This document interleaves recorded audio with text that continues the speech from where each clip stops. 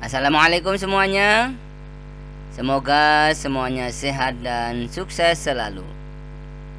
Kembali kita bertemu di tutorial Arab Melayu atau Armel. Kali ini kita akan membahas tentang cara menulis huruf K di dalam Arab Melayu.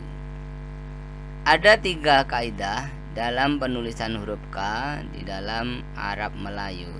Kaidah pertama, penulisan huruf K apabila huruf K berada di awal atau di tengah kata, maka penulisannya dengan menggunakan huruf kaf bahasa Arabnya, huruf kaf bahasa Arabnya ya. Contoh ada kawal, ini huruf K-nya di depan, lekas huruf K-nya di tengah, kata, peka, kata di depan, peka di tengah huruf K-nya. Kita lihat cara menulisnya. Kawal, nah, huruf K menggunakan huruf kaf. Kemudian karena di suku kata pertama dapat saksi alif, ini udah kita bahas tentang penulisan saksi alif. Dan di suku kata kedua diawali huruf W, ini juga udah kita bahas di saksi alif, dia mendapat saksi alif baru huruf L, maka ditulis kawal. Nah, kalau lekas nggak ada saksi alifnya karena di suku kata kedua dia tidak ada saksi alif karena tidak memenuhi syarat kaidah untuk penetapan saksi alif. Maka lekas ditulis huruf L, terus huruf kaf, terus huruf sin, dibaca lekas.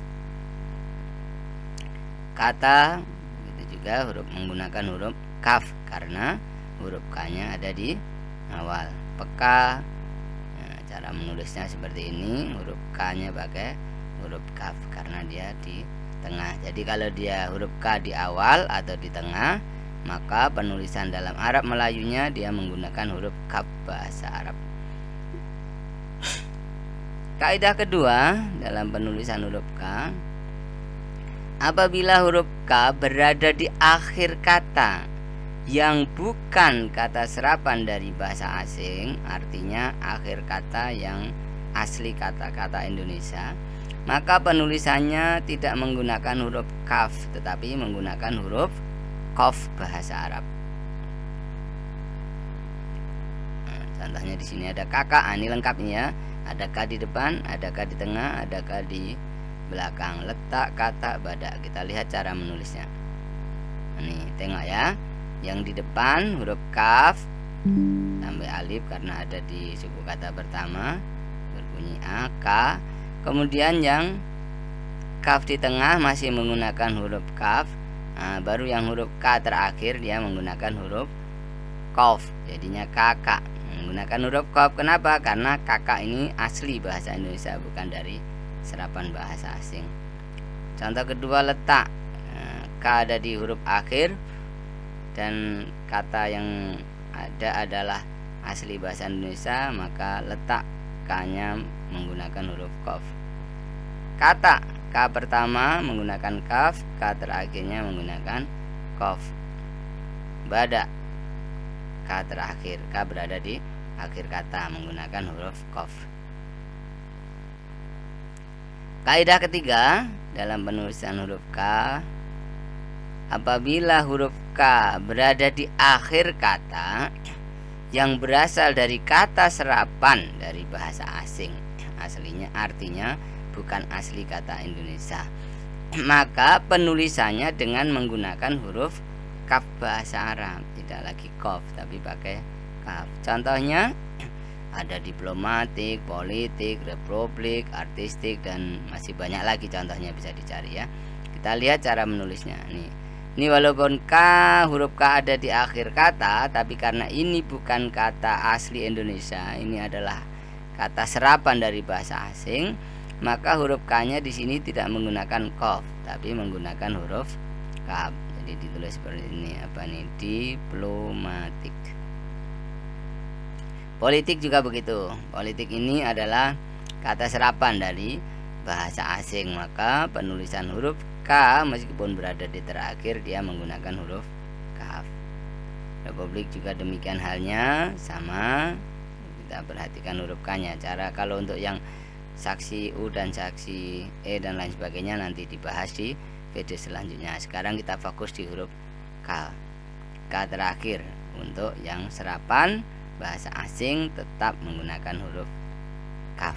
Nah, kemudian contoh terakhir adalah artistik, juga demikian cara nulisnya.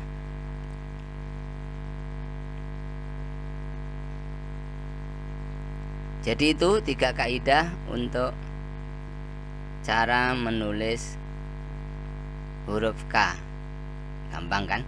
Kalau di awal atau di tengah menggunakan huruf K bahasa Arab. Kemudian kalau di akhir ada 2 perbedaan. Kalau terakhir itu ya, kalau di awal atau di tengah menggunakan huruf K. Kemudian kalau di akhir dan asli bahasa Indonesia menggunakan huruf Qaf. Sedangkan kalau di akhir kata dan berasal dari serapan kembali menggunakan huruf kaf. Untuk selanjutnya silahkan dilatih dan dicoba untuk menulis dan membaca bacaan yang ada di buku Arab Melayu ya. Selamat mencoba. Bagi yang belum lancar tetap bersabar dan istiqomahlah berlatih. Bagi yang sudah lancar bersyukur dan tetaplah istiqomah berlatih. Semoga semuanya lancar dan sukses selalu. Agar tidak ketinggalan materi berikutnya, jangan lupa untuk subscribe, like, dan share. Terima kasih. Semoga bermanfaat dan menjadi jariah untuk kita semua. Assalamualaikum warahmatullahi wabarakatuh.